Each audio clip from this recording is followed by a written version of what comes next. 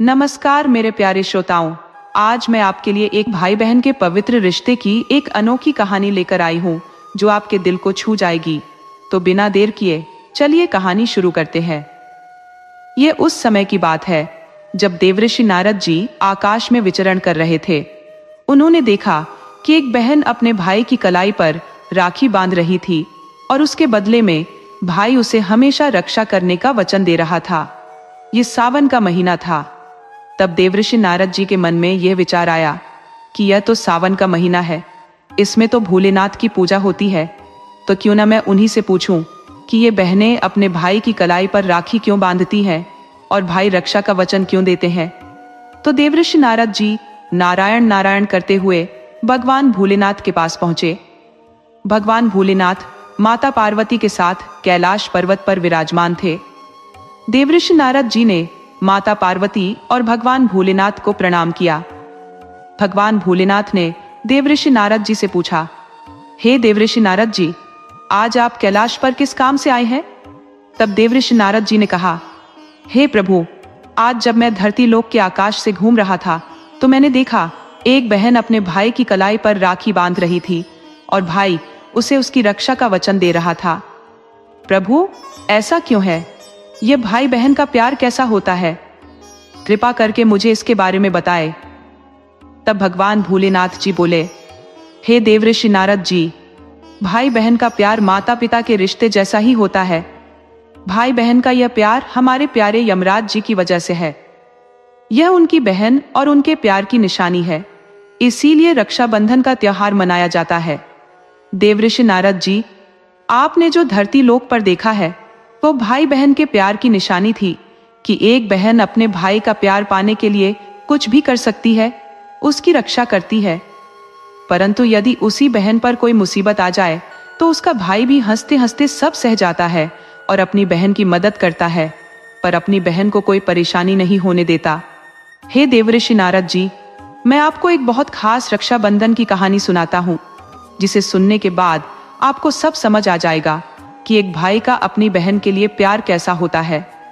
तब देवऋषि नारद जी ने कहा, हे भगवान, मुझे वह कहानी सुनाइए, अब मुझसे थोड़ा भी इंतजार नहीं हो रहा। तब भगवान भोलेनाथ जी ने कहा, हे देवऋषि, इतनी जल्दबाजी ठीक नहीं होती, क्योंकि यह कहानी जो मैं आपको सुना रहा हूं, इसको सिर्फ सुनने से ही जो व्यक्ति सुनता है उसका भला हो जाता है, और जो भी इस कहानी को दूसरों को सुनाता है उसकी सारी इच्छाएं पूरी हो जाती हैं। तब भगवान भोलेनाथ की बात सुनकर देवऋषि नारद जी ने कहा, हे भगवान, आप उस कहानी को सुनाइए, मैं पूरे मन और लगन से उस कहानी को सुनूंगा। अब भगवान भोलेनाथ कहते हैं, हे देवऋषि नारद जी, आज मैं तुम्हें एक अमीर बहन और गरीब भाई की कहानी सुनाता हूँ। आज की कहानी सुनने से तुम्हें पता चल जाएगा कि एक भाई बहन का रिश्ता कैसा होता है और हर एक बहन और भाई को अपना रिश्ता कैसे निभाना चाहिए। साथ ही तुम्हें आज की इस कहानी में यह भी जानने को मिलेगा कि आखिर इंसान गरीब क्यों हो जाता है। वे कौन से काम है जिनकी वजह से इंसान गरीब हो जाता है। आखिर इंसान द्वारा किए गए ऐसे कौन से काम होते हैं जिनको करने से इंसान बेसहारा हो जाता है और गरीबी के दलदल में फंसता चला जाता है। अब भगवान भोलेनाथ कहानी सुनाना शुरू करते हैं और कहते हैं, हे देवऋषि नारद जी, बहुत पुराने समय की बात है। एक शहर में एक बहुत ही अमीर किसान रहता था। उस किसान के घर में 2 जुड़वां बच्चे पैदा हुए थे।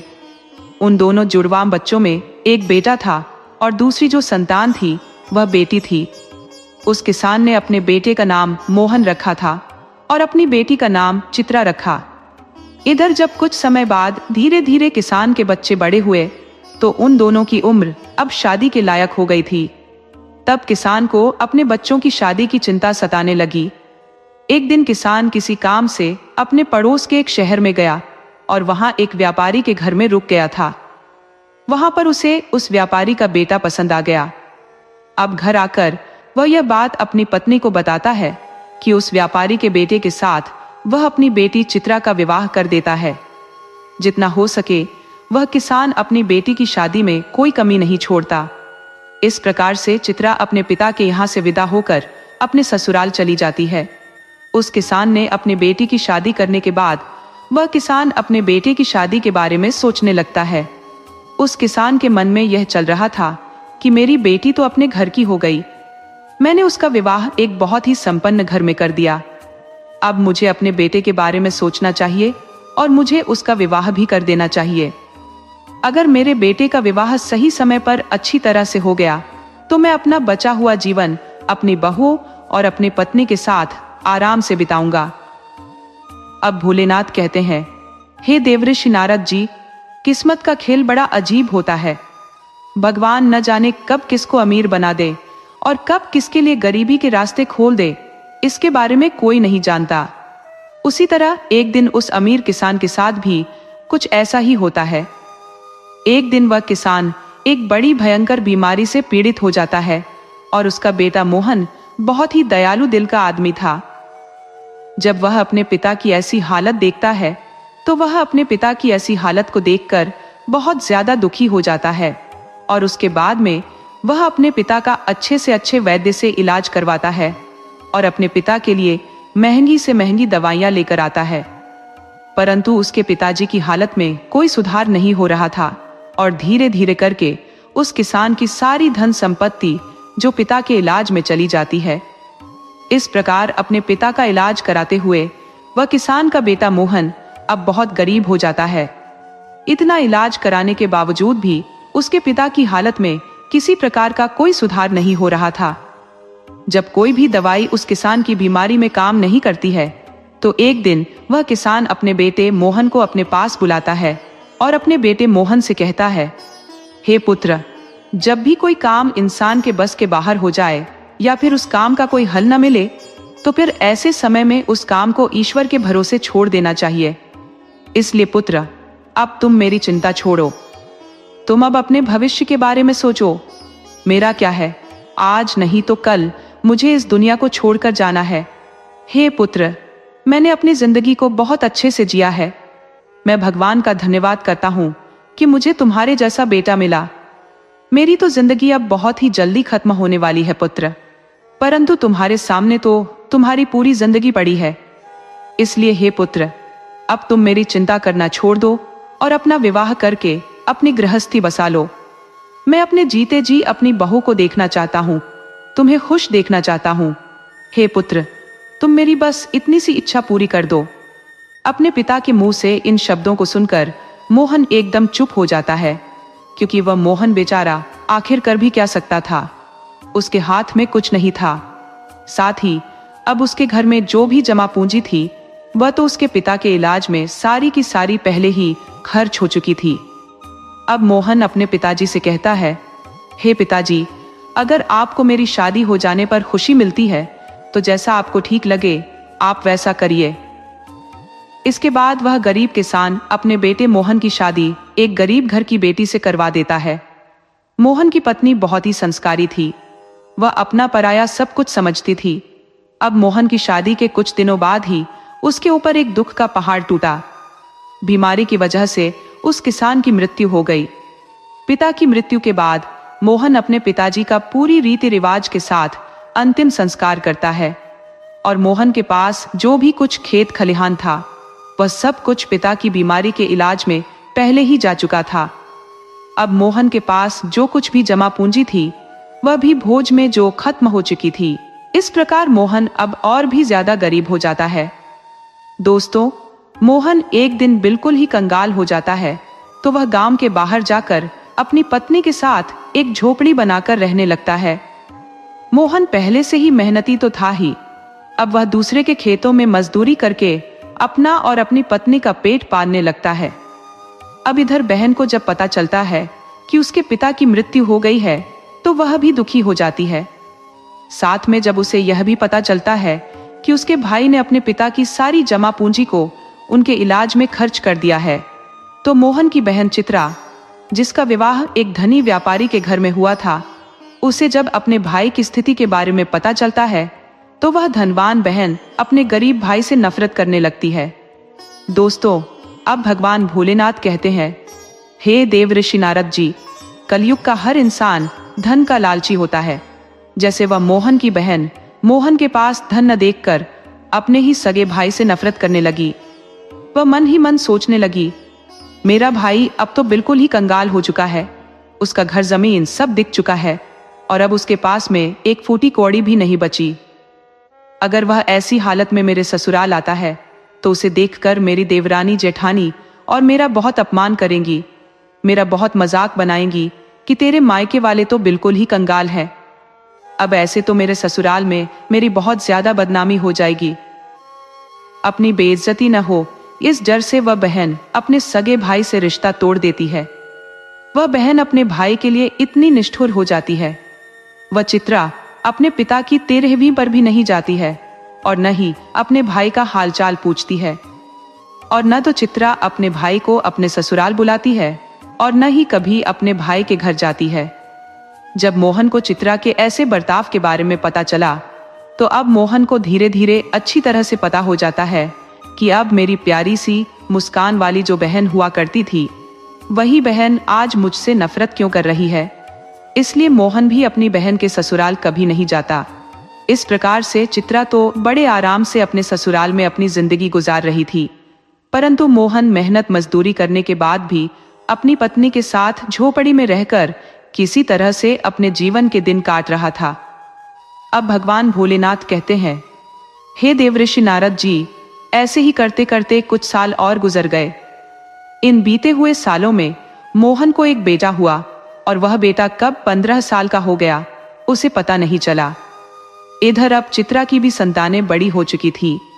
कुछ साल गुजरने के बाद एक दिन मोहन की बहन चित्रा के बेटे का विवाह तय हो जाता है, लेकिन मोहन की बहन चित्रा ने अपने भाई को कोई बुलावा नहीं भेजा। जब मोहन को इस बात का पता चलता है कि उसके भांजे की शादी होने वाली है, इस बात को सुनकर मोहन बहुत खुश हो जाता है और अपनी पत्नी के पास जाकर इस बात की खबर देता है तो वह अपनी पत्नी से कहता है, हे प्रिय, मेरी प्यारी बहन के बेटे मेरे भांजे का विवाह तय हो गया है, हमें वहां जाना चाहिए। मोहन की पत्नी का नाम देवयानी था।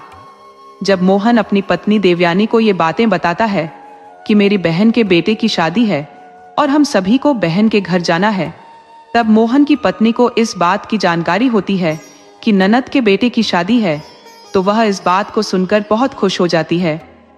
अब वह सोचने लगती है, चलो इसी बहाने से सही, कम से कम मैं अपनी ननद से जाकर मिल तो सकती हूँ और उसके घर को देख आऊंगी। देवयानी खुश होकर अपने पति से कहती है कि हे पतिदेव, मैं आपके साथ में जरूर चलूंगी, लेकिन पहले मुझे यह बताओ, क्या हमारी प्यारी ननद ने हमारे लिए निमंत्रण पत्र भेजा है या नहीं? अपनी पत्नी के मुंह से इन बातों को सुनकर मोहन बिल्कुल चुप हो जाता है और अपनी पत्नी देवयानी से कहता है कि हे प्रिय, बुलावा तो नहीं आया है, पर मुझे यह दूसरों के द्वारा खबर मिली है कि हमारे भांजे की शादी है, परंतु इससे क्या फर्क पड़ता है, बुलावा आया है कि नहीं, आखिर है वो तो मेरी बहन का बेटा ही है ना। तब देवयानी अपने पति मोहन से कहती है कि हे प्रिया, देखो, बात तो आपकी सही है कि वह आपकी प्रिय बहन का बेटा है, आपका भांजा है, आपके भांजे की शादी है, लेकिन बिना निमंत्रण के ननद के घर जाना ठीक नहीं है और आपका भी वहां जाना सही नहीं है।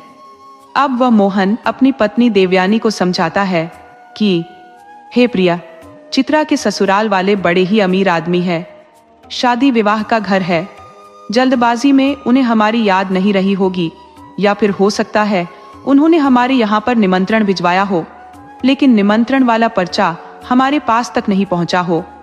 इसीलिए हे प्रिया, तुम किसी भी प्रकार का कोई भी सोच विचार मत करो और बच्चे को भी तैयार करके और निमंत्रण में जाने के लिए खुद भी तैयार होकर मेरे साथ मेरी बहन के घर चलो। जब देवयानी ने अपने पति मोहन की इन बातों को सुना तब उसने जवाब दिया। देवयानी कहने लगी, हे पिया जी, यदि तुम जाना चाहते हो तो तुम जा सकते हो, लेकिन बिना निमंत्रण के मैं आपकी बहन के घर नहीं जाऊंगी। आपकी बहन है, आप जाइए, लेकिन मैं आपको नहीं रोकूंगी, लेकिन मैं ननद के घर नहीं जाऊंगी। अपनी पत्नी के मुंह से ऐसी बातें सुनकर मोहन कहता है, ठीक है, यदि तुम्हारी यही इच्छा है तो तुम बच्चों के साथ घर में ही रहो, मैं अकेला चित्रा के ससुराल के लिए चला जाता हूँ। अगर मैं अपनी बहन के ससुराल नहीं गया तो मेरी बहन की देवरानी जेठानी मेरी बहन को ताना मारेंगी और कहेंगी कि खर्चा ना हो जाए, इसलिए तेरा भाई नहीं आया। अब इतना कहकर के मोहन घर के अंदर से बाहर चला जाता है। अब भगवान भोलेनाथ कहते हैं, हे देव ऋषि नारद जी, अब मोहन जो था वह बहुत ही ज्यादा गरीब हो चुका था। मोहन के पास चावल और कपड़े खरीदने के लिए पैसे नहीं थे।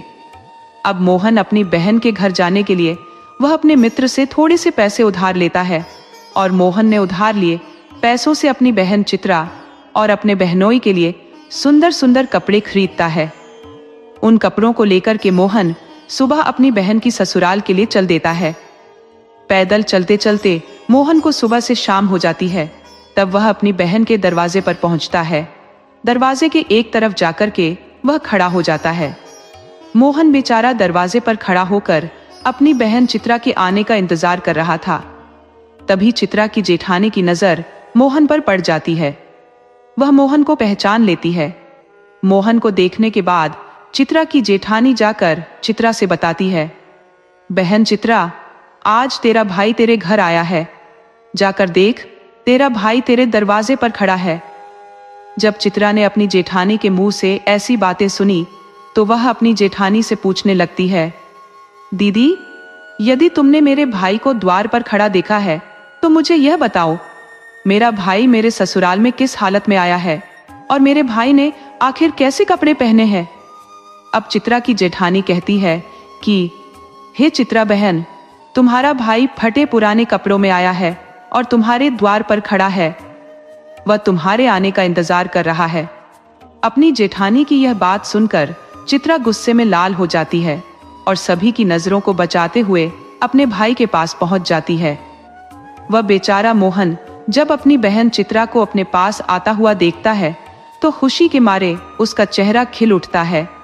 अपनी बहन को देखकर मोहन की आंखों में आंसू आ जाते हैं, क्योंकि वह आज सालों बाद उससे मिल रहा था। चित्रा अपने भाई को सबकी नजरों से बचाते हुए घर के सबसे अंदर वाले कमरे में ले जाती है और पूछती है, भैया, आखिर किसने तुम्हें निमंत्रण पत्र भेजा था कि तुम यहाँ चले आए। मोहन जवाब देता है, बहना, तुमने तो अपने भाई को बिल्कुल भुला दिया है, पर मुझे किसी से पता चला कि मेरे भांजे की शादी है, इसलिए मैं तुम्हारे लिए, तुम्हारे बेटे के लिए और बहनोई के लिए नए नए कपड़े लाया हूँ। मैं अपनी बहन के ससुराल नहीं आऊंगा तो मेरी बहन की देवरानी जेठानी उसे ताना मारेगी, इस वजह से मैं तुम्हारे पास आया हूँ। चित्रा अपने भाई की बातें सुनकर कहती है, भाई, तुम्हें इस तरह बेशर्म की तरह मेरे घर नहीं आना चाहिए था। तुम इस तरह फटे पुराने कपड़े पहनकर मेरे घर चले आए, ये मेरे लिए बहुत शर्म की बात है। कम से कम अपनी नहीं तो मेरी इज्जत, मेरे मान सम्मान का ख्याल तो किया होता। आखिर तुम्हारी तो कोई इज्जत नहीं है, कम से कम तुमने हमारी इज्जत के बारे में तो सोचा होता। मेरा विवाह एक ऊंचे कुल में हुआ है, इस वजह से तुम्हें ऐसे बनकर नहीं आना चाहिए था। मोहन अपनी बहन के कड़वे शब्द सुनकर दुखी हो जाता है। उसका कलेजा छलनी हो जाता है। वह अपनी बहन के पैरों में गिरकर माफी मांगता है, हे बहन, मुझे क्षमा कर दो, मुझे नहीं पता था कि मेरी वजह से यहाँ तुम्हारी बदनामी होगी। मैं तो हमेशा यही चाहता हूँ कि तुम्हारी बदनामी ना हो, तुम्हारी देवरानी जेठानी तुम्हें ताना न मारे, इसीलिए तो मैं तुम्हारे लिए नए वस्त्र लेकर आया हूँ। यदि मुझे यह बात पहले से पता होती कि तुम मेरी वजह से इतनी आहत हो जाओगी, तुम्हें मेरे आने से इतना बुरा लगेगा, तो मैं तुम्हारे दरवाजे पर कभी नहीं आता। बहना, मैं तो सोच कर आया था कि मेरी बहना, मेरे भांजे की शादी है, यदि मैं नहीं पहुंचा तो मेरी बहन की देवरानी जेठानी मेरी बहन को ताना मारेगी। चित्रा का गुस्सा थोड़ा शांत होता है और वह कहती है, चलो, जब तुम आ ही गए हो तो मेरी एक बात कान खोलकर सुन लो। जब तक मेरे बेटे की शादी नहीं हो जाती तब तक इस जगह पर बंद रहना और भूलकर भी इस कमरे से बाहर निकलने की गलती मत करना, वरना तुम्हें देखकर लोग कहेंगे कि चित्रा का भाई तो भिखारी है और मैं यह नहीं चाहती कि मेरी गरीबों में गिनती हो।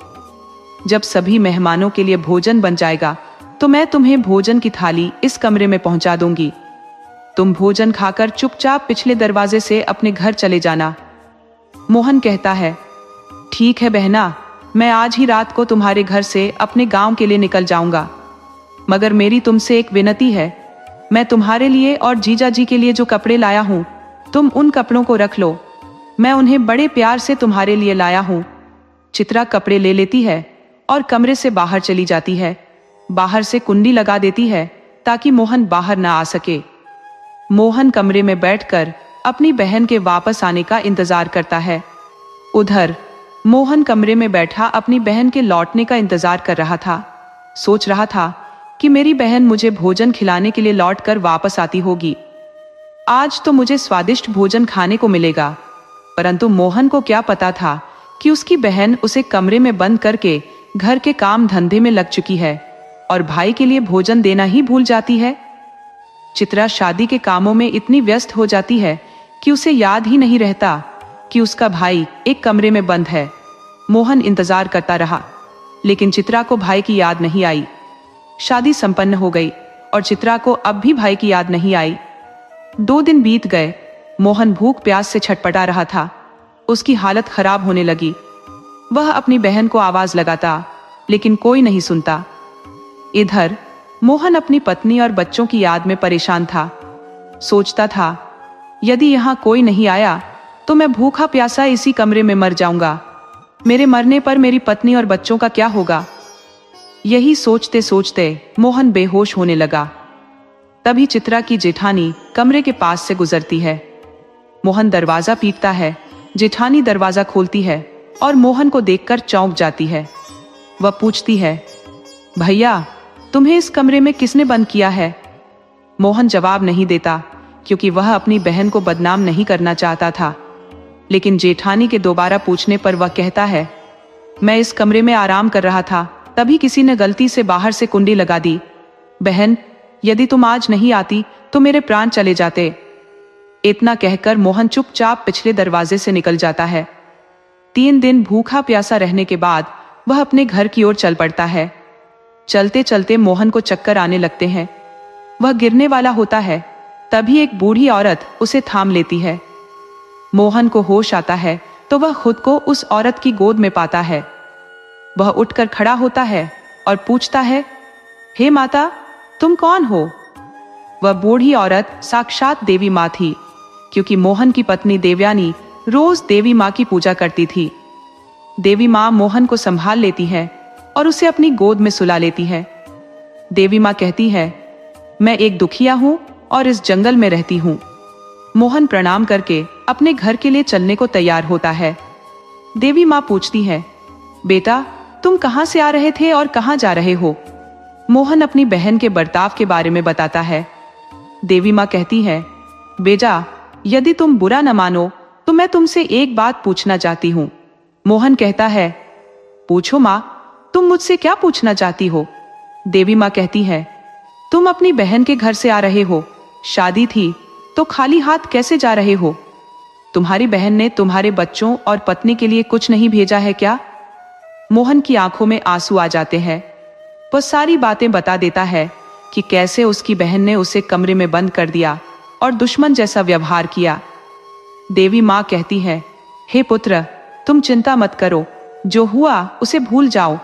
यहाँ से कुछ दूरी पर मेरा एक बगीचा है, उसमें अनेक प्रकार के फल है। तुम जाकर पहले कुछ फल खाकर अपना पेट भर लो, क्योंकि तुमने 3 दिनों से कुछ नहीं खाया है। फिर कुछ फल अपनी पत्नी और बच्चों के लिए भी तोड़कर रख लेना। जब तुम्हारी पत्नी और बच्चे पूछेंगे कि तुम अपनी बहन की ससुराल से क्या लेकर आए हो, तो कह देना कि मेरी बहन ने तुम्हारे लिए फल भेजे हैं। मोहन देवी माँ की बात मान लेता है और बगीचे में जाकर फल खाता है। फिर कुछ फल थैले में रख लेता है।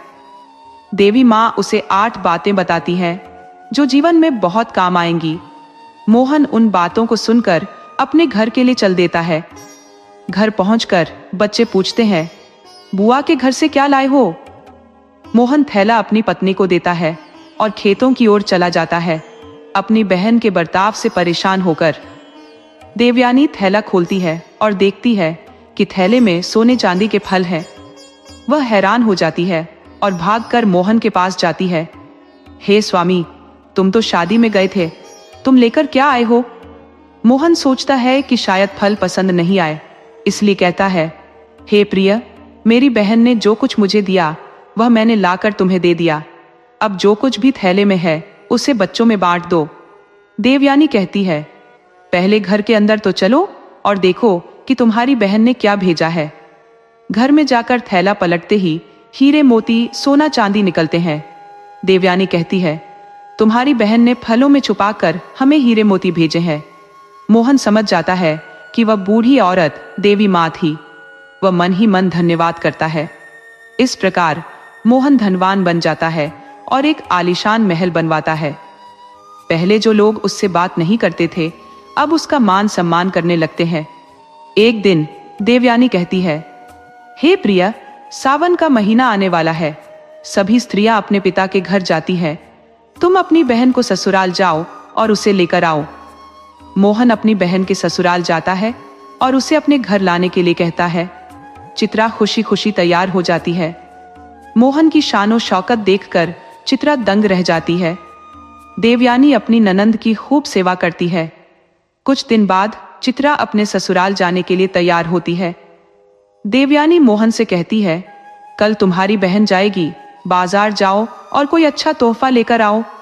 मोहन एक मोची की दुकान पर जाता है और बोलने वाली जूतियां बनवाता है जो 8 बातें बोलेंगी। मोहन मोची को 8 बातें बताता है। कहीं मानवता की भूल होती है, कहीं अज्ञानता निर्धनता का मूल। समय भरोसे जो बैठा रहता, सदा गरीब बना रहता। जो मनुष्य सदा ही परिवर्तनहीन कर्म करता है, वह सदैव ही निर्धन रहता है। गरीब से बड़ा कोई अभिशाप नहीं है। ज्ञान को हासिल करके अज्ञान को दूर करो। आप दोष समय को नहीं दो, मजबूत कर्म साधना में जुटो और अपनी गरीबी दूर करो। कर्म कभी भी कोई कार्य नहीं करता। नसीब सदैव भाग्य भरोसे नहीं बैठता, वह मानव के परिश्रम के भरोसे बैठता है। ज्ञानी से सदा ही प्रेम करो।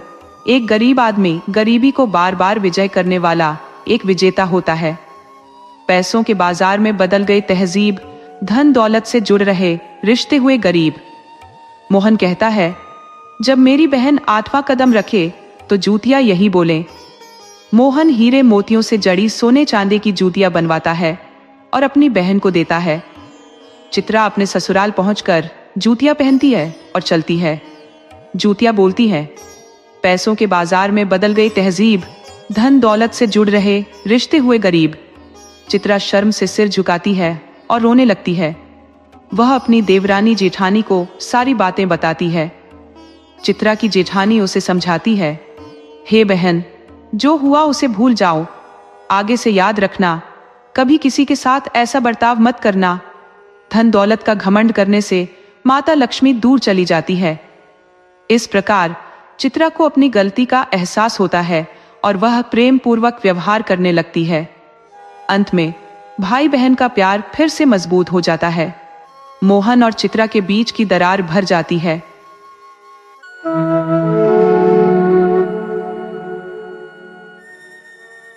बनारस के समीप स्थित एक गांव था जिसे दौलतपुर के नाम से जाना जाता था। इस गांव में एक प्रख्यात पंडित निवास करते थे जिनका नाम शीतला प्रसाद पांडेय था। वे एक अत्यंत योग्य पंडित और तांत्रिक थे, साथ ही एक समृद्ध जमींदार भी थे। पंडित जी के 4 संतानें थी। सबसे बड़े बेटे का नाम जगदम्बा था, जो जमींदारी के कार्यों और कृषि गतिविधियों की देखरेख करते थे। दूसरे नंबर के बेटे का नाम हरिहर प्रसाद था, जो महाकवि व्यास के ग्रंथों, रामायण और महाभारत के पाठ आयोजित कराते थे और परिवार के सभी बाहरी और आंतरिक मामलों की जिम्मेदारी संभालते थे। तीसरे नंबर के बेटे का नाम बाल मुकुंद जी था, जो पिताजी के साथ गांव में पूजा पाठ और धार्मिक आयोजनों का संचालन करते थे। सबसे छोटे बेटे का नाम राधा कृष्ण था, जो रेलवे में गार्ड के रूप में मुंबई में कार्यरत थे। इन सभी बेटों के बच्चों को 3 माताओं के संरक्षण में पाला गया था, जिससे कुल मिलाकर परिवार में 8 बेटियां और 8 बेटे थे। सावित्री जी इस परिवार की सबसे बड़ी पुत्री थी। उनकी एक छोटी बहन और एक छोटा भाई था। जब सावित्री जी मात्र 10 वर्ष की थी, तब उनकी माता का निधन किसी बीमारी के कारण हो गया था। प्राचीन समय में बच्चों की शादी कम उम्र में ही कर दी जाती थी। सावित्री जी का विवाह 13 वर्ष की आयु में तय कर दिया गया था। उनके पति का नाम रामकुमार था, जिनकी उम्र उस समय केवल 17 वर्ष थी। रामकुमार जी के दादा का नाम केदारनाथ तिवारी था, जो एक महान पंडित और ज्योतिषी थे। वे धनी नहीं थे, परंतु एक संपन्न परिवार के सदस्य थे। राम कुमार जी के पिता एक वकील थे और कस्बे के न्यायालय में कार्यरत थे। राम कुमार जी छोटे भाई थे।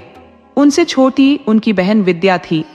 सबसे बड़े भाई का नाम सुदर्शन था और दूसरे बड़े भाई का नाम कृष्ण कुमार था। दोनों बड़े भाई BHU में पढ़ाई कर रहे थे। राम कुमार जी, जो कि सागर बुद्धि के थे, उस समय 11वीं कक्षा के छात्र थे। 11वीं कक्षा का उस समय बोर्ड का परीक्षा हुआ करती थी। गांव में उस समय विद्यालय नहीं होते थे, इसलिए राम कुमार अपने पिता के साथ ही के कस्बे के विद्यालय में पढ़ते थे और पिता के साथ ही रहते थे। शनिवार की शाम को वे अपने गांव लौट जाते थे और सोमवार को पुनः वापस आ जाते थे। अपने अपने कार्यों में व्यस्त रहते थे। प्राचीन समय में लड़कियों की शिक्षा पर विशेष ध्यान नहीं दिया जाता था, इसलिए सावित्री जी की शिक्षा दीक्षा घर पर ही होती थी। वे अक्षर ज्ञान प्राप्त कर चुकी थी। रामायण पढ़ने के साथ साथ पत्र लिखना भी सीख चुकी थी। घर में रहते हुए बेटियां घरेलू कार्यों के अतिरिक्त कढ़ाई और बुनाई भी सीखने की कोशिश करती थी। विवाह कम उम्र में कर दिए जाते थे, लेकिन लड़कियों को ससुराल नहीं भेजा जाता था। कुछ वर्षों के पश्चात किसी विशिष्ट अनुष्ठान के तहत सावित्री जी को अत्यधिक धन, वस्त्र और उपहारों के साथ ससुराल भेजा गया। इस बीच वे अपने परिवार के संरक्षण में रही। सावित्री जी को 3 वर्षों के बाद ससुराल भेजा जाने वाला था और घर की स्त्रियों की जिम्मेदारी सौंपी गई थी। रवि ने सावित्री जी को कम से कम दाल चावल बनाने की विधि सिखाने की सलाह दी। एक दिन निर्धारित किया गया कि सावित्री को खाना पकाना होगा। प्रातः काल सावित्री को स्नान करवाकर रसोई में भेजा गया। परिवार के 25-30 व्यक्तियों के भोजन की तैयारी करनी थी। बड़े बर्तन में पानी, नमक और हल्दी डालकर रखा गया। पकाने की प्रक्रिया सहज थी। अब चावल की बारी थी। एक पीतल के बड़े बर्तन में पानी भरकर रखा गया और चाची ने कहा कि जब पानी उबालने लगे तो सारा चावल डाल देना।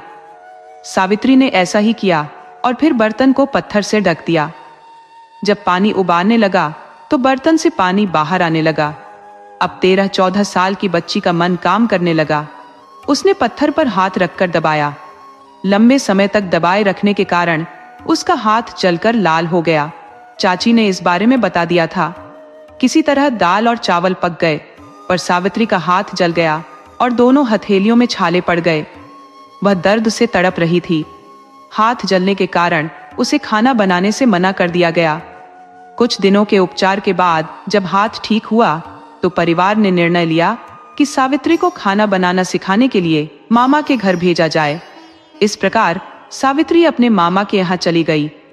मामा का घर व्यापारिक गतिविधियों का केंद्र था। मामा जी बनारस शहर के 80 नंबर मोहल्ले में रहते थे और बनारस हिंदू विश्वविद्यालय में पढ़ाई कर रहे थे। वे और उनकी पत्नी वहीं निवास करते थे। परिवार के अन्य सदस्य बनारस के निकट किसी गांव में रहते थे, जो उनका पैतृक गांव था। बनारस के 80 नंबर मोहल्ले में रहते हुए सावित्री ने विभिन्न प्रकार के खानपान की शिक्षा प्राप्त की। इसी बीच राम कुमार की परीक्षा का परिणाम समाचार पत्र में प्रकाशित हुआ। इसमें लिखा था, प्रथम श्रेणी में प्रथम राम कुमार तिवारी। इससे सावित्री के घर में खुशी की लहर दौड़ गई। राम कुमार जैसे प्रतिभाशाली विद्यार्थी का नाम बनारस हिंदू विश्वविद्यालय के विज्ञान कॉलेज में दर्ज करवा दिया गया। उन्होंने अपने बड़े भाइयों के साथ रहकर गंभीरता से पढ़ाई की। सावित्री जी के विवाह के 3 वर्ष बाद निर्धारित समय पर उन्हें ससुराल भेज दिया गया। साथ में परिवार वालों के लिए वस्त्र, मिठाइयाँ, पकवान, घर गृहस्थी का सामान और अनेक उपहार भेजे गए। सावित्री की ससुराल में सभी लोग अत्यंत अच्छे और स्नेही थे। ससुर के अलावा ददिया, सास और ससुर भी थे। सावित्री जी अपने घर में भाई बहनों में सबसे बड़ी थी, परंतु यहाँ सबसे छोटी थी। उनकी 2 जेठानियां और एक ननद विद्या भी थी। हालांकि सभी लोग बहुत प्यार करते थे, लेकिन घर में बहुत काम करना पड़ता था और सबकी सेवा भी करनी होती थी। सुबह से शाम तक सावित्री जी थक जाती थी। उनकी सास बहुत अच्छी थी, जो सावित्री को अपनी बेटी की तरह मानती थी और अपने पास सुलाती थी। राम कुमार जी BHU में पढ़ाई कर रहे थे। 3 वर्षों की पढ़ाई के बाद वे बीएसएससी की परीक्षा में गोल्ड मेडल प्राप्त कर प्रथम श्रेणी में पास हो गए। जीवन में सब कुछ सहज नहीं होता। नियति कभी न कभी कुछ अप्रत्याशित घटित कर देती है। राम कुमार के पिता एक सफल वकील थे और उनकी आय बहुत अधिक थी, जिससे परिवार संपन्न था। किसी प्रकार की कमी महसूस नहीं होती थी। लेकिन अचानक उनकी तबीयत बिगड़ने लगी। कई जांचों के बाद पता चला कि उन्हें तपेदिक की बीमारी हो गई है, जो उस समय एक जानलेवा बीमारी थी। जब इसका पता चला तब तक उनके दोनों फेफड़े बुरी तरह संक्रमित हो चुके थे। अब उनका कोर्ट और कचहरी जाना बंद हो गया था, जिससे आमदनी भी समाप्त हो गई थी। राम कुमार जी के दादा पूजा पाठ और पंडिताई करके जीविका अर्जित करते थे। हालांकि एक विशाल परिवार का खर्च, 3 बच्चों की शिक्षा और एक बेटी के विवाह का बोझ भी उनके ऊपर था। इसी बीच एक मरीज के इलाज और खानपान का खर्च भी उनकी जिम्मेदारी बन गया था। फिर भी उन्होंने साहस बनाए रखा और संकल्पित रहे कि जो भी होगा देखा जाएगा। प्रारंभ में वकील साहब का इलाज घर पर ही किया जा रहा था। बीएचयू में नियमित चेकअप आवश्यक था, लेकिन स्थिति बिगड़ने पर उन्हें बीएचयू में भर्ती कराना पड़ा। वकील साहब के सभी पुत्र और माता पिता उनकी सेवा में लगे रहे, परंतु नियति के आगे किसी की नहीं चली। अत्यधिक चिकित्सा के बाद भी वकील साहब की मृत्यु हो गई, जिससे परिवार गहरे शोक में डूब गया। अब राम कुमार की शिक्षा पर भारी खर्च आना था। बीएसएससी में प्रथम स्थान प्राप्त करने के बाद राम कुमार को इंजीनियरिंग के लिए प्रवेश लेना था। दादाजी ने कई लोगों से सलाह ली कि क्या किया जाए। प्रवेश के दिन रुपये 5,000 की आवश्यकता थी, क्योंकि इंजीनियरिंग के लिए हॉस्टल लेना अनिवार्य था। सुबह राम कुमार जी अपने गांव से तैयार होकर निकले। दादी ने दही गुड़ खिलाकर माथे पर तिलक किया और वे दादाजी से मिलने गए। दादाजी पैसे की व्यवस्था कर रहे थे। राम कुमार जी ने दादाजी के चरण छूकर आशीर्वाद लिया और कहा कि वे प्रवेश लेने जा रहे हैं। दादाजी ने अपनी भाषा में पूछा, भैया कितने रुपए लगेंगे? राम कुमार जी ने कहा, रुपये 5,000 की जरूरत है, जिससे दादाजी चिंतित हो गए और पैसे की थैली आंगन में फेंक दी। थैली के खुलने पर चांदी बिखर गई। ये देखकर राम कुमार जी की आंखें भर आईं और वे कमरे में लौट आए। सावित्री जी, जो मायके से आती जाती रहती थी, ने जो धन जमा किया था वह राम कुमार जी को सौंप दिया। हालांकि राशि रुपये 2,000 से अधिक थी, फिर भी यह पर्याप्त नहीं थी। राम कुमार जी उस पैसे के साथ ट्रेन में बैठ गए, क्योंकि इंजीनियरिंग के प्रवेश का अंतिम दिन था। ट्रेन में कुछ स्टेशन बाद सावित्री के चाचा चढ़े और राम कुमार जी ने उनके पैर छूकर प्रणाम किया। हालचाल पूछने के बाद चाचा जी ने यात्रा की वजह पूछी। राम कुमार जी ने सुबह की सारी घटना बताई और चाचा जी ने अगले स्टेशन पर कुछ रुपये दिए। राम कुमार जी बनारस पहुंच गए, लेकिन इंजीनियरिंग कॉलेज में प्रवेश की समस्या ज्यों की त्यों रही। कॉलेज पहुंचकर प्रिंसिपल से मिले और कहा कि वे आज प्रवेश नहीं ले सकेंगे। प्रिंसिपल ने समस्या पूछी और राम कुमार ने कहा कि उनके पास आवश्यक पैसे नहीं है। उन्होंने प्रस्तावित किया कि अगर वे एमएसएससी में प्रवेश ले तो फीस माफ हो सकती है। प्रिंसिपल ने उन्हें समझाया कि इस सुनहरे अवसर को खोना नहीं चाहिए और स्कॉलरशिप के लिए एक फॉर्म भरने की सलाह दी। इस प्रकार राम कुमार जी को इंजीनियरिंग कॉलेज में प्रवेश मिल गया। उनकी पत्नी की सहायता ने भी बड़ा योगदान दिया। इसके बाद राम कुमार ने इंजीनियरिंग की पढ़ाई पूरी की और नौकरी की तलाश में कलकत्ता चले गए। नए इंजीनियर के लिए नौकरी पाना आसान नहीं होता। कलकत्ता जैसे विशाल शहर में जुगाड़ करने के लिए काफी मेहनत करनी पड़ती थी। कलकत्ता में राम कुमार जी को रोकने के लिए उनके पिता के एक मित्र का पता दादाजी ने दिया था। वे कलकत्ता के बड़ा बाजार मोहल्ले में रहते थे। स्टेशन पर उतरने के बाद राम कुमार जी ने अपना सामान, जिसमें एक कंबल था, क्लासरूम में रखा और एक कप चाय पीने के बाद पिताजी के मित्र के घर की ओर निकल पड़े। स्टेशन पर पूछने पर पता चला कि बड़ा बाजार ट्राम से पहुंचा जा सकता है। ट्राम बस की तरह 1-2 मंजिला वाहन थी, जो संभवतः इलेक्ट्रिक से चलती थी और 20 मिनट में बड़ा बाजार पहुंच गई। राम कुमार जी वहां से पैदल चलते हुए पिताजी के मित्र शंकर के घर पहुंचे। परिचय कराने पर हरिशंकर जी ने ऐसा आभास कराया जैसे वे राम कुमार जी को पहचानते हों। हालचाल पूछने के बाद उन्होंने चाय मंगवाकर पिलाई। तत्पश्चात वे राम कुमार को अपने निवास पर ले गए। उनका घर एक कमरे और एक छोटी सी बालकनी के साथ साधारण था, जहां भोजन पक रहा था। एक ओर जमीन पर बिछी दरी थी, दूसरी ओर एक अलग स्थान था। हरिशंकर जी अपने 2 बच्चों और पत्नी के साथ यही निवास करते थे। उन्होंने राम कुमार को दरी पर बिठाया और अपनी पत्नी से भोजन लाने को कहा। पीतल की थालियों में भोजन आ गया। एक ओर चावल की ढेर लगी थी, जिस पर 2 रोटियां रखी थी। थोड़ी सी सब्जी और दाल थाली में डाल दी गई थी। राम कुमार जी ने भोजन किया और हरिशंकर जी ने उन्हें कुछ पतों पर पता लिखा और कहा कि वे शाम को उन्हें रहने की व्यवस्था दिखाएंगे। पहले राम कुमार को इन पतों पर जाकर आवास की व्यवस्था करनी होगी, फिर वापस आकर उनसे मिलना होगा। राम कुमार जी अब गांव की खोज में निकल पड़े।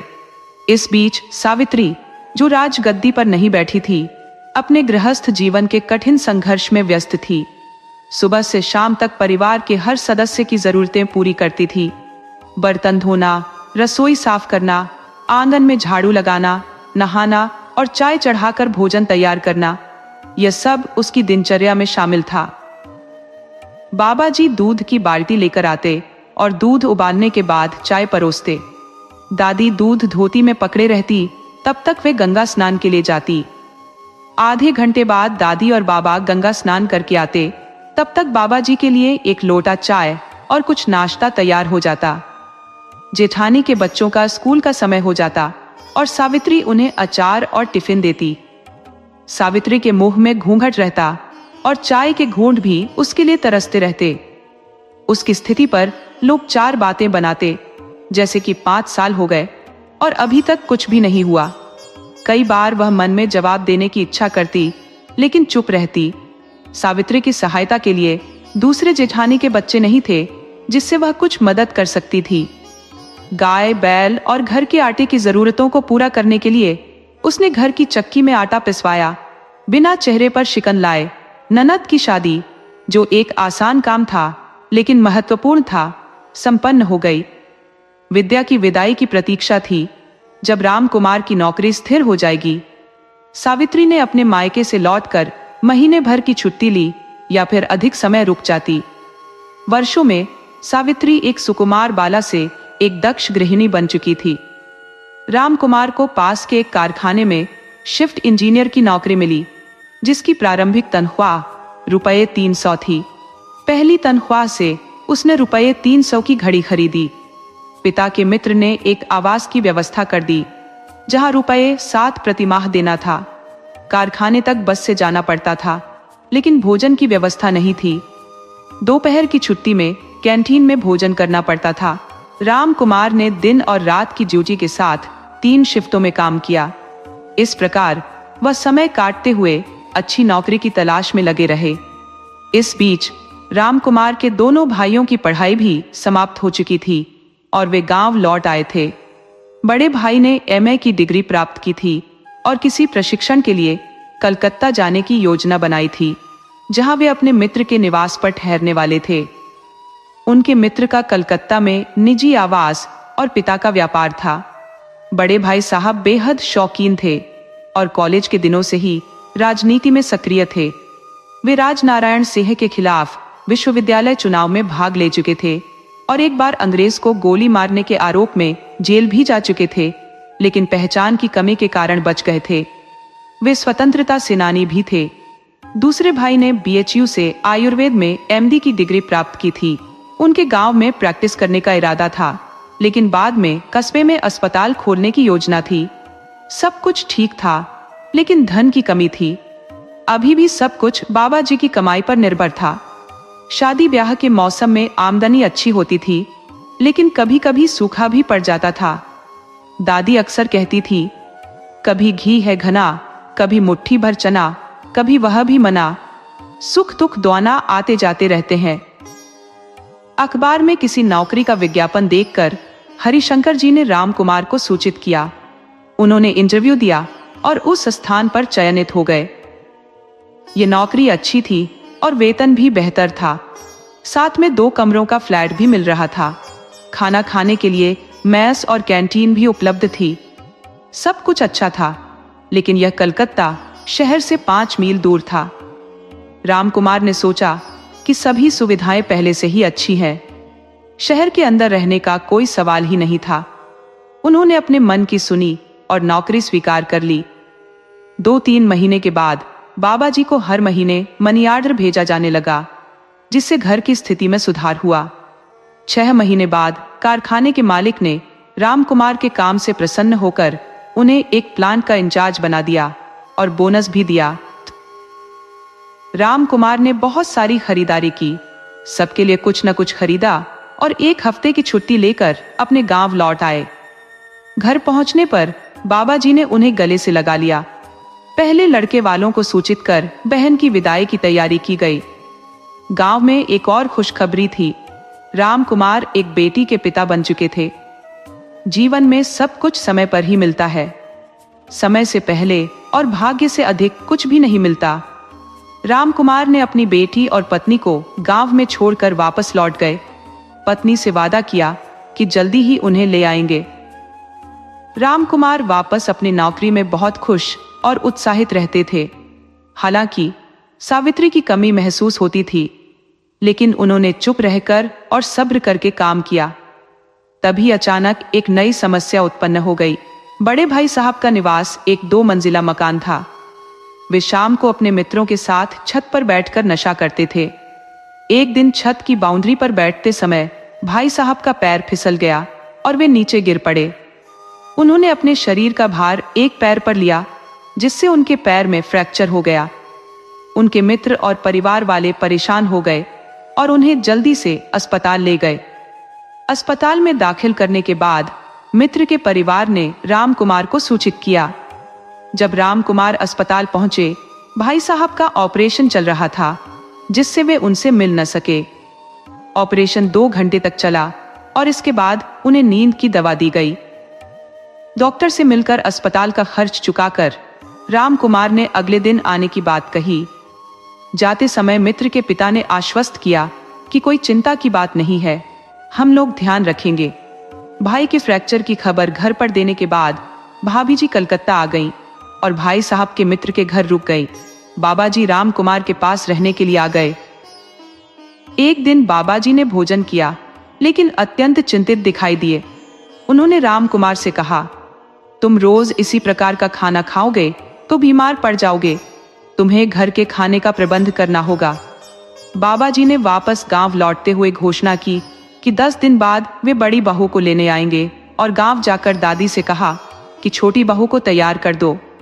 10 दिन बाद वह कलकत्ता के लिए रवाना होंगी। बाबा जी की इस बात को सुनकर किसी की भी हिम्मत रोकने की नहीं हुई।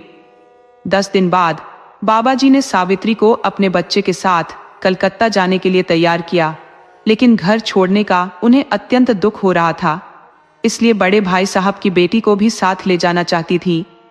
सब ने इसे मना कर दिया। रात को सभी लोग गंगा जी के किनारे स्थित मंदिर में सो गए। सुबह नाव से गंगा पार करके मिर्जापुर से जनता एक्सप्रेस में बैठकर कलकत्ता पहुंच गए। पहले वे बड़े भाई के निवास पर गए, क्योंकि रामकुमार को यह भी नहीं पता था कि उसकी पत्नी भी आ रही है। वहां से फोन कर दिया गया। तब वे आए और बाबा जी को उनके परिवार के साथ अपने निवास पर ले गए। इस प्रकार सावित्री जी कलकत्ता पहुंच गई। नई जगह में उन्हें बहुत सी चीजें समझ में नहीं आती थी और अंगीठी जलाना भी उन्हें नहीं आता था। अनेक कठिनाइयों को पार करके वे वहां समायोजित हो पाए। बड़े भाई साहब भी शीघ्र ही स्वस्थ होकर हावड़ा नामक स्थान पर एक कारखाने में लेबर ऑफिसर के पद पर काम करने लगे। अपने मित्र के यहाँ सब कुछ सुचारू रूप से चल रहा था, लेकिन नया टीवी अपनी कलाकारी दिखा रहा था। कहते हैं, पुरुष बली नहीं होता, समय बलवान होता है। एक रात 8-9 बजे भाई साहब और उनके मित्र छत्र मस्ती कर रहे थे। उनके मित्र ने एक छड़ी जैसी वस्तु ले रखी थी और बता रहा था कि इसे गुप्ती कहते हैं। इसका नुकीला भाग जहर से सना होता है, जिससे व्यक्ति को चोट लगाकर मार डाला जाता है। भाई साहब ने इसे लेकर देखा और अचानक ये छड़ी उनके मित्र के पेट में घुस गई। मित्र ने चिल्लाना शुरू कर दिया और भाई साहब छत पर से कूदकर भागे। उनके घर वालों ने भीड़ लगा ली और उल्टा सीधा बोलने लगे, ये आरोप लगाते हुए कि भाई साहब ने जानबूझकर ऐसा किया है। भाई साहब ने रेलवे स्टेशन जाकर राम कुमार को फोन किया और पूरा मामला बताया। राम कुमार ने तुरंत एक 800 की टैक्सी का प्रबंध करके उन्हें रातों रात गांव भेज दिया और कहा कि अपने घर मत रखिए। FIR दर्ज कर दी गई। पूरे शहर में पुलिस भाई साहब की खोज में जुट गई। रिश्तेदारों ने सलाह दी कि छोटे भाई को पकड़कर पिटाई की जाए ताकि पता चले कि वे कहां छुपे हैं, लेकिन श्याम के पिता ने ऐसा करने से इनकार कर दिया। अब वह पक्का दोस्त भाई साहब का दुश्मन बन चुका था। पुलिस ने गांव तक जाकर उनकी खोज की, लेकिन कुछ पता नहीं चला। सजा के रूप में उन्हें तड़ी पार कर दिया गया। अब यदि वे कलकत्ता की सीमा पार करते तो पुलिस उन्हें पकड़ लेती। राम कुमार की फैक्ट्री में नई नई आधुनिक मशीनें लगाई जा रही थी। इसी सिलसिले में उन्हें जर्मनी भेजा गया। उन्होंने जो काम सौंपा गया था उसे कुशलता से पूरा किया और कारखाने का कार्य सुचारू रूप से चलने लगा। तब राम कुमार को उस कारखाने का चीफ इंजीनियर बना दिया गया। अब उनका परिवार 2 कमरे के फ्लैट से एक विशाल बिल्डिंग में आ गया, जिसे लाल कोठी के नाम से जाना जाता था। इसमें 2 बड़े कमरे, लैट्रिन, बाथरूम अटैच, बड़े हॉल और अन्य कमरे भी थे। सीढ़ी से नीचे जाकर 2 कमरों का सर्वेंट क्वार्टर था, जिसमें 2 नौकर, 1 सफाई कर्मी और 4 माली थे। सामने फूलों से भरा गार्डन और पीछे सब्जी उगाने के लिए जगह थी। शहर जाने के लिए कार सुबह और शाम खड़ी रहती थी। उस मकान में बहुत सारी सुविधाएं थी, जिनका उपयोग करना सावित्री जी को नहीं आता था। वे एक साधारण गांव की बेटी थी और शादी के बाद भी 8 वर्षों तक गांव में ही रही थी।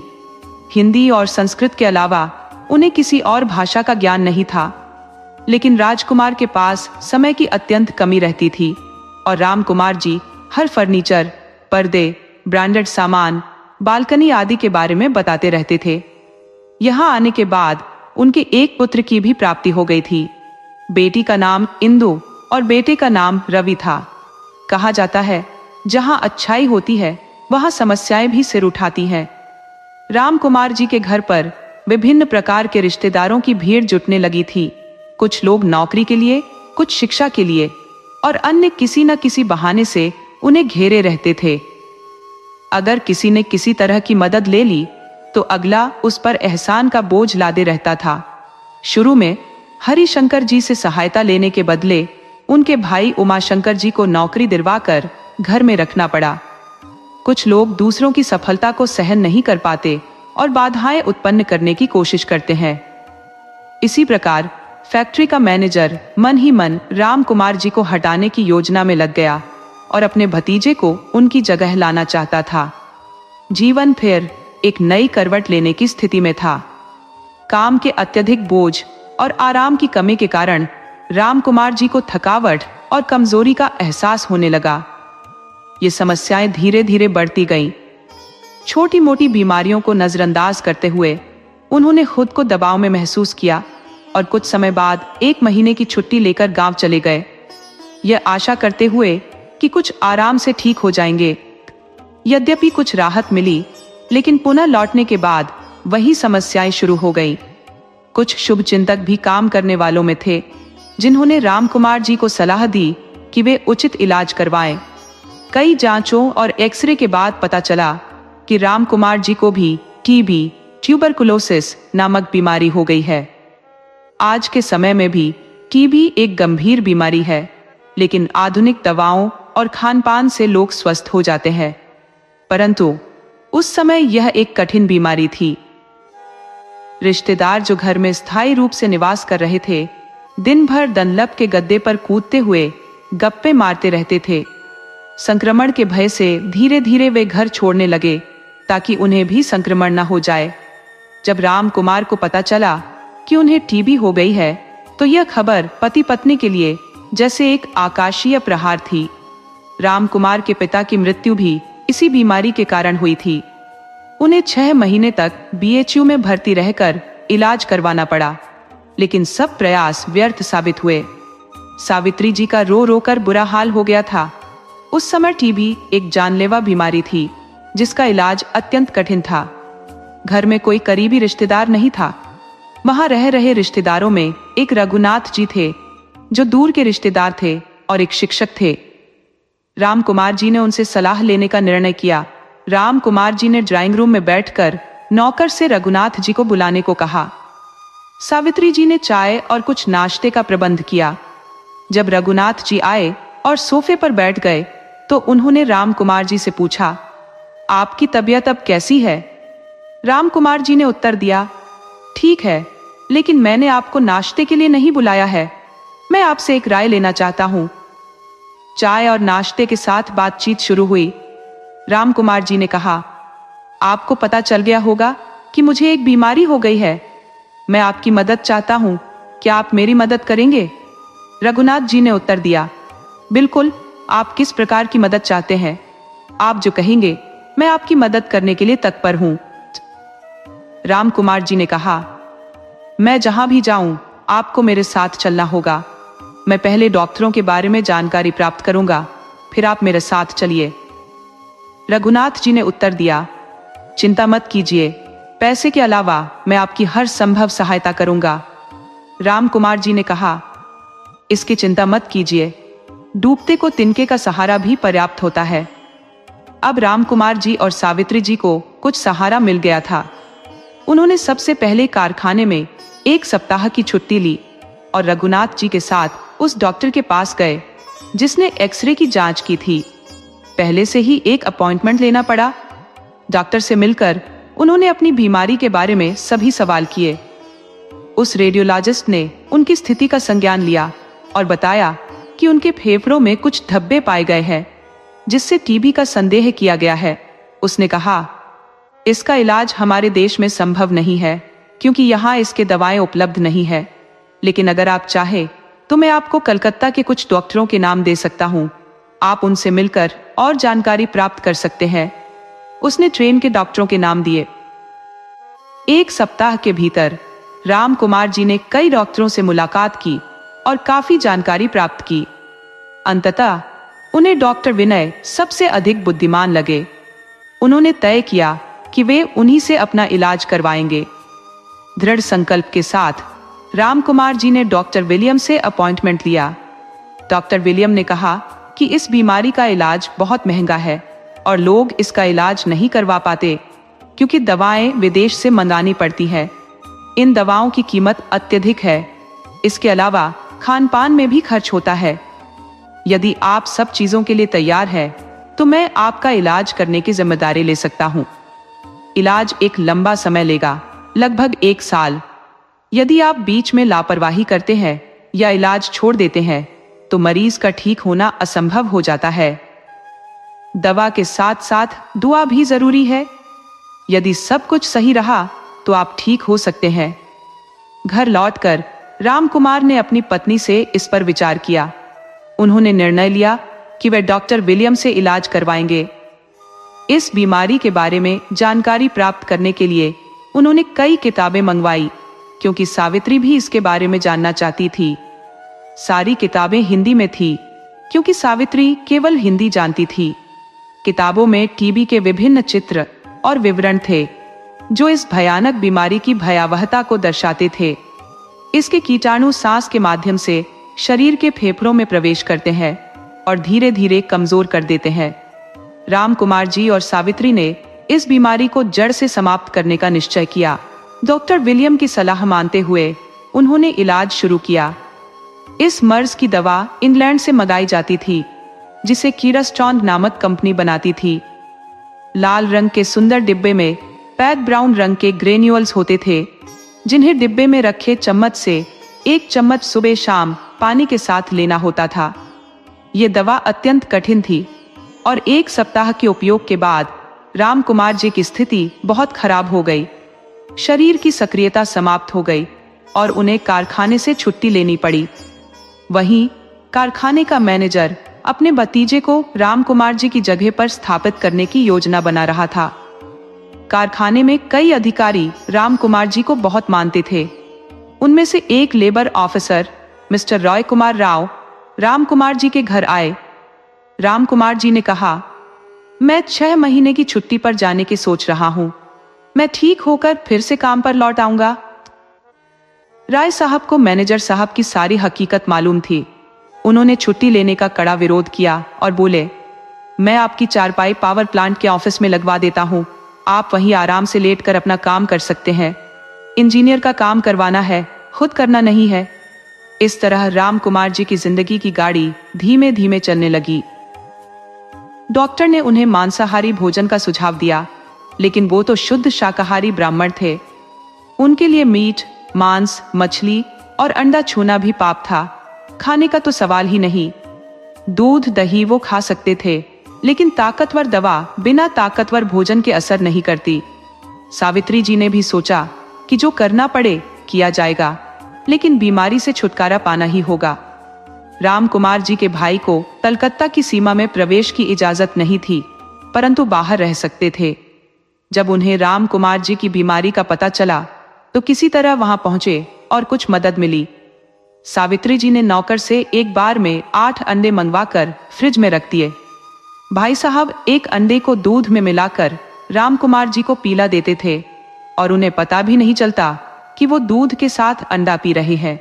सावित्री जी ने अपने बच्चों को नौकरों के भरोसे छोड़ दिया और दिन भर रामकुमार जी के लिए कुछ न कुछ पकाती रहती थी। मुंह का स्वाद खराब होने की वजह से वो खा नहीं पाते थे, लेकिन किसी तरह सावित्री जी उन्हें खिलाती पिलाती रहती थी। रामकुमार जी की सारी तनख्वाह उनके इलाज में ही खर्च हो जाती थी।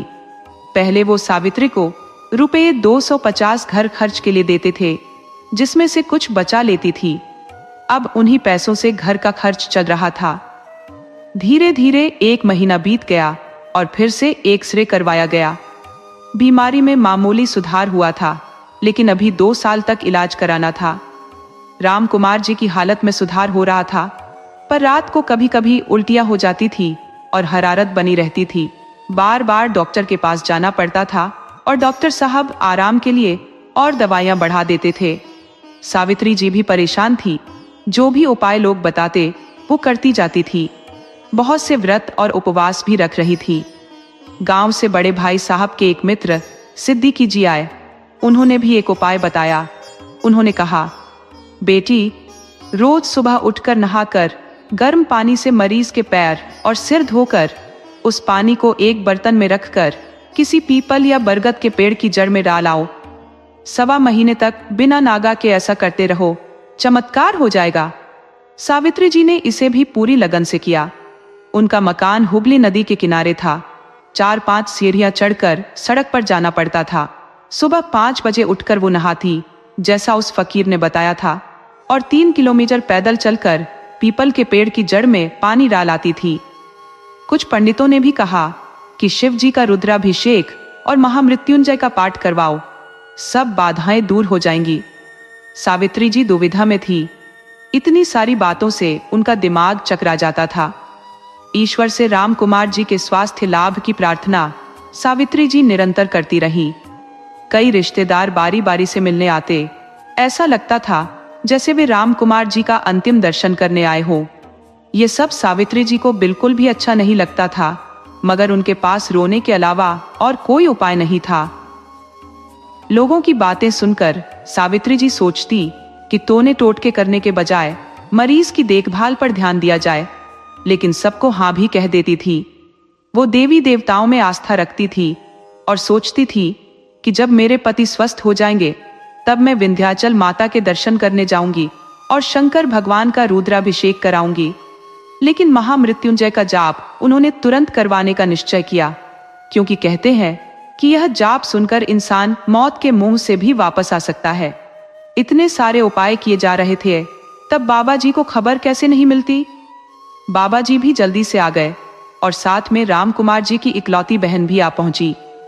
जिस दिन बाबा जी घर आए, सावित्री जी पूरे दिन की थकी हुई थी और थोड़ी देर आराम करने के लिए हॉल के कोने में लगे बिस्तर पर लेटी हुई थी।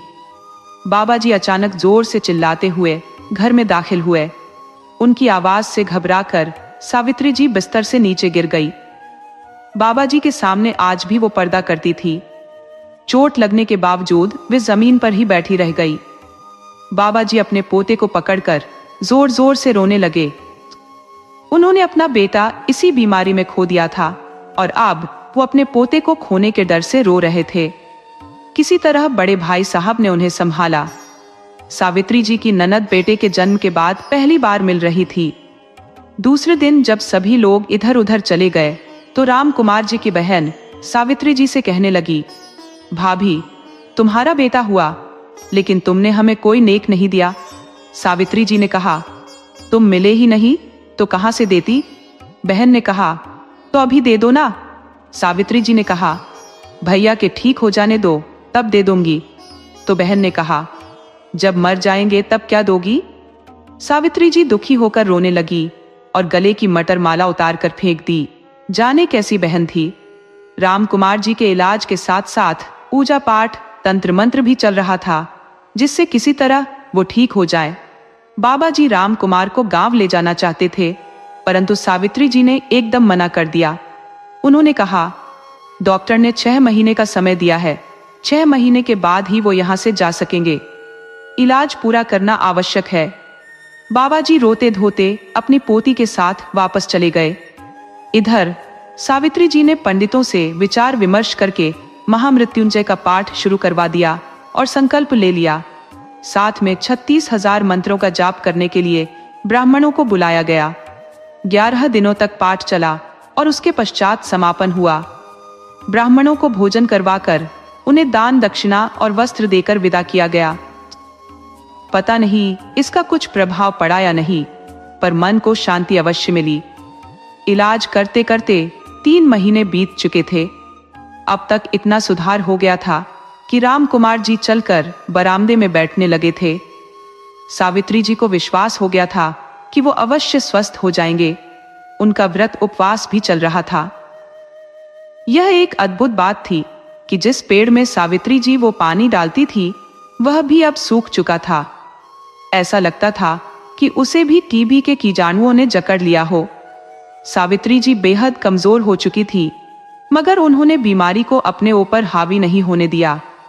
उन्होंने अपने दोनों बच्चों की चिंता छोड़ दी थी, जिन्हें एक नौकर और एक बूढ़ी नौकरानी देखभाल कर रहे थे। कभी कभी बच्चे भी बीमार पड़ जाते थे, तब बड़े भाई साहब उनका ध्यान रखते थे। सावित्री और सत्यवान की कथा में सावित्री के तप से ईश्वर प्रकट होते हैं और उनकी समस्याओं का समाधान कर देते हैं। लेकिन यहाँ हर कदम पर कठिनाइयों का सामना करना पड़ रहा था और आर्थिक समस्याएं भी सिर उठा रही थी। घर में रखा धन अब खत्म होने की कगार पर था और उन्हें पैसों की सख्त जरूरत थी। राम कुमार जी के इलाज और खान पान में वे कोई कमी नहीं करना चाहती थी। ऐसे समय में सावित्री जी को हरिशंकर जी की याद आई। उन्होंने उन्हें फोन कर बुलाया और 4 सोने की चूड़ियां गिरवी रखवा कर पैसे लाने की विनती की। हरिशंकर जी ने अपने पास से पैसे दे दिए और बाद में उनकी चूड़ियां उन्हें वापस लौटा दी गई। एक्सरे में सुधार भी दिख रहा था। एक दिन जब सावित्री जी आराम कर रही थी तो उन्हें नींद आ गई। तभी उन्हें लगा जैसे एक बड़ी दाढ़ी वाला आदमी उनके सामने आया और बोला, माँ, कागज दो। सावित्री जी ने कहा, अभी पेपर नहीं है, बाद में आना। वह रद्दी पेपर खरीदने वाला था। उसने एक स्लेट पर कुछ लिखा और कहा, अभी बहुत समय बाकी है। अचानक उनकी नींद खुल गई। वे सोचने लगी, यह आदमी कौन था? क्या वह ब्रह्मा जी थे जिन्होंने मुझे मुस्कुराकर आशीर्वाद दिया? उठकर उन्होंने ईश्वर को हाथ जोड़कर कहा, हे प्रभु, तुम्हारी लीला अपरंपार है। मेरे पति का जीवन तुम्हारे हाथ में है। उस समय उनकी आंखों से आंसू बह रहे थे। 6 महीने के इलाज के बाद एक्सरे रिपोर्ट लगभग सामान्य आ गई थी। बीमारी खत्म हो जाती है पर अपने निशान छोड़ जाती है। 6 महीने बाद भी राम कुमार जी दवा और परहेज करते रहे। फैक्ट्री का पुराना मैनेजर बदल चुका था और नए मैनेजर मिस्टर डांगा आ गए थे। उन्होंने कहा, तिवारी जी, आप 1 महीने की छुट्टी लेकर स्वास्थ्य लाभ कीजिए। फिर जब बाबा जी मिलने आए तो राम कुमार जी अपने परिवार के साथ गांव चले गए। 1 महीने बाद भी उन्होंने अपनी छुट्टियां 15 दिन और बढ़ा ली। हालांकि वे पूरी तरह स्वस्थ हो चुके थे, पर अभी भी उनके खाने पीने का विशेष ध्यान रखा जा रहा था। इसके बाद राम कुमार जी ने अपने करियर को नई ऊंचाइयों पर पहुंचाया और 88 साल की उम्र में अपनी इच्छा मृत्यु को प्राप्त हुए। जीवन भर सावित्री जी का साथ बना रहा।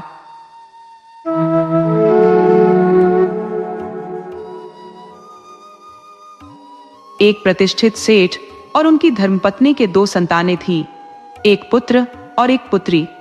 पुत्री का नाम जोधाबाई था। परिवार संपन्नता में डूबा हुआ था और घर में धन धान्य की कोई कमी नहीं थी। किंतु काल चक्र के प्रभाव से एक दिन सेठ और सेठानी इस संसार से विदा हो गए। जब श्राद्ध पक्ष आरंभ हुआ तो सेठ के पुत्र ने अपनी पत्नी से कहा, मैं हरिद्वार जाकर श्राद्ध करूंगा, तुम्हारे ऊपर मेरी बहन को भोजन करवाने का दायित्व रहेगा। मैं पर्याप्त राशन, चावल, आटा और अन्य सामान छोड़ जा रहा हूं। तुम इन 15 दिनों में उसे यथासंभव भोजन करवाना। इतना कहकर वह हरिद्वार रवाना हो गया। किंतु उसकी पत्नी के मन में कपट उत्पन्न हुआ। उसने सोचा, भला अपनी देवरानी को क्यों भोजन करवाऊं, जब मेरी बहन पौधा को यह सम्मान मिल सकता है। यह सोचकर उसने अपनी बहन पौधा को घर बुला लिया। वहीं उसने जोधाबाई को कामकाज के लिए बुलाया ताकि श्राद्ध के बहाने उससे घर के सारे कार्य करवाए जा सके। जोधाबाई अब रोज जंगल से लकड़ी बटोरने का काम छोड़कर अपनी भाभी के घर आटा पीसने लगी। जब उसके बच्चे पूछते, माँ, हमारे लिए आटा कहाँ से आएगा, वह उन्हें दिलासा देती, जब मैं आटा पीस कर लौटूंगी तब जो आटा मेरे कपड़ों से और हाथों से झटक कर निकलेगा उसी से तुम्हारी रोटी बनाऊंगी। भाभी ने चालाकी से उसका दिन भर का श्रम ले लिया और अंत में उसे कपड़े झटक कर और हाथ धोकर लौट जाने को कहा। बेचारी जोधाबाई जब घर लौटी तो उसके बच्चों ने भूख से कराहते हुए दिन बिताया, क्योंकि कपड़ों और हाथों से झटके गए आटे से उनका पेट नहीं भर सकता था। वह गहरी वेदना में डूब गई और सोचने लगी, पहले तो लकड़ियों का गट्ठर बेचकर किसी तरह काम चला लेती थी, अब तो यह भी नहीं हो पा रहा। कुछ दिनों के पश्चात भाभी ने फिर उसे बुलाया और कहा, आज तुम्हारे माता पिता का श्राद्ध है, तुम्हें भोजन बनाने आना होगा। बच्चों ने अपनी माँ से कहा, माँ, उस दिन हम भूखे सो गए थे, क्या आज भी हमें यूं ही भूखा रहना पड़ेगा? जोधाबाई ने अपने बच्चों को आश्वस्त करते हुए कहा, नहीं, आज ऐसा नहीं होगा।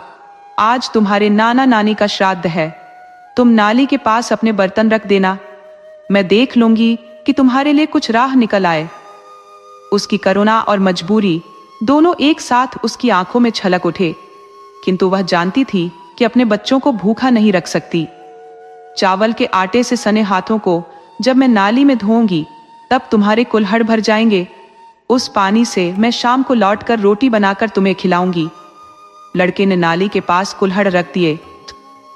भाभी ने जोधाबाई से कहा, यह याद का काम है, इसलिए चावल को बर्तन में धो लो और आटे से सने हाथ भी बर्तन में ही धोना, नाली में हाथ मत धोना। जोधाबाई ने श्रम कर रसोई बना दी। फिर वह भाभी से बोली, भाभी सा, क्या अब मैं घर जा सकती हूँ? भाभी ने उत्तर दिया, हाँ, जा सकती हो, लेकिन जब लकड़ियां लेकर आओगी तभी भोजन मिलेगा। बेचारी जोधाबाई नदी किनारे जाकर बैठ गई। न उसने लकड़ियां जुटाई और न भोजन के लिए घर लौटी। सांझ होते होते वह खाली हाथ घर आई। बच्चे पूछने लगे, माँ, नाली का पानी तो आया ही नहीं। जोधाबाई बोली, बेटा, क्या करूं? तुम्हारी मामी ने हाथ बर्तन में धुलवा दिए। जोधाबाई जाते जाते नदी किनारे से 7 कंकड़ उठा लाई। उसने उन कंकड़ों को हांडी में डालकर चूल्हे पर चढ़ा दिया।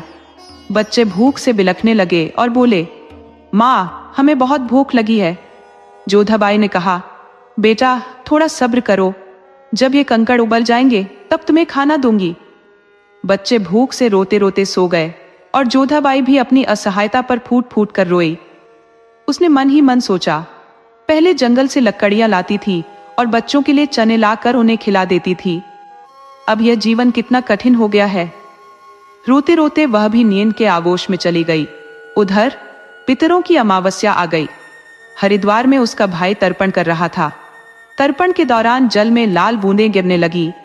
ये देखकर उसने ब्राह्मण से पूछा, पंडिता जी, ये क्या हो रहा है? ब्राह्मण ने कहा, तुम्हारी बहन जो तुम्हारे कुल की सती है भूखी है, इसीलिए जल लाल हो रहा है। भाई ने विरोध किया, पंडित जी यह असत्य है। मैं अपनी पत्नी को कहकर आया था कि वह मेरी बहन को 15 दिन तक भोजन करवाए। ब्राह्मण ने उत्तर दिया, तुम मानो या न मानो, सत्य यही है। ये सुनकर भाई तर्पण छोड़कर घर लौटने लगा। रास्ते में वह एक पीपल के पेड़ के नीचे सो गया। पेड़ पर बैठे पितर आपस में बातचीत कर रहे थे। कोई कह रहा था, मैंने तो लापसी खाई है। दूसरा बोला, मैंने चक्की खाई है। किसी ने कहा, मैंने घेवर खाया है। लेकिन सेठ के पितर चुपचाप बैठे रहे। भीम सारे पितर इकट्ठा होकर सेठ और सेठानी से बोले, तुम दोनों क्यों मौन हो? तुम्हारे घर में तो संपत्ति की कोई कमी नहीं, धन धान्य से भरपूर है, फिर भी तुम चुप क्यों हो? तुमने क्या खाया है? तब सेठ और सेठानी ने कहा, संपत्ति तो बहुत है, लेकिन हमारी बहन और बेटी को हमारे घर में आदर सम्मान नहीं मिलता। इस वजह से उन्होंने भोजन नहीं किया। यही कारण है कि हमें कुछ भी प्राप्त नहीं हुआ। नीचे सो रहा भाई ये सब सुन रहा था। पितर बोले, चलो हम सब तुम्हारी बेटी के घर चलते हैं। वे हाथ में एक मुसल, अनाज कूटने का औजार और कुछ चिट्ठियां लेकर 2 दबाई के घर पहुंचे। उन्होंने दरवाजा खटखटाया। अंदर से 2 दबाई की आवाज आई, मैं दरवाजा नहीं खोलूंगी। मैं और मेरे बच्चे भूखे हैं, सो रहे हैं, मुझे मत जगाओ। लेकिन पितरों ने जोर से दरवाजा खुलवाया। 2 दबाई ने अनमने भाव से दरवाजा खोला। पितरों ने घर में प्रवेश कर चारों कोनों में चक्कर लगाए। वे चिट्ठियां और मुसल के माध्यम से हर कोने को धन से भरने लगे। उन्होंने 2 दबाई को एक चिट्ठी थमाई और कहा, सुबह उठकर स्नान ध्यान कर चौका बर्तन साफ करना, फिर इस कढ़ाई में हमारी दी हुई चिट्ठी घुमाना। इससे तुम्हारे मनपसंद व्यंजन बन जाएंगे। तुम और तुम्हारे बच्चे तृप्त होकर भोजन कर लेना। पितरों ने यह भी कहा, कल तुम्हारे नाना का पिंडदान है, उसे विधि पूर्वक करना, ब्राह्मणों को भोजन कराना, तभी तुम्हारा घर समृद्धि से भर जाएगा। सुबह जब दिन चढ़ा, 2 दबाई ने उठकर स्नान किया, घर साफ किया और पितरों की दी हुई चिट्ठी कढ़ाई में घुमाई। आश्चर्यजनक रूप से कढ़ाई में 36 प्रकार के पकवान तैयार हो गए। उसने स्वयं भी भोजन किया और अपने बच्चों को भी खिलाया। उसने सोचा, पितरों ने सही कहा था, नाना के पिंडदान का विधि पूर्वक आयोजन करना आवश्यक है। फिर वह अपने भाई और भाभी को यह बात बताने गई। इसी बीच उसका भाई भी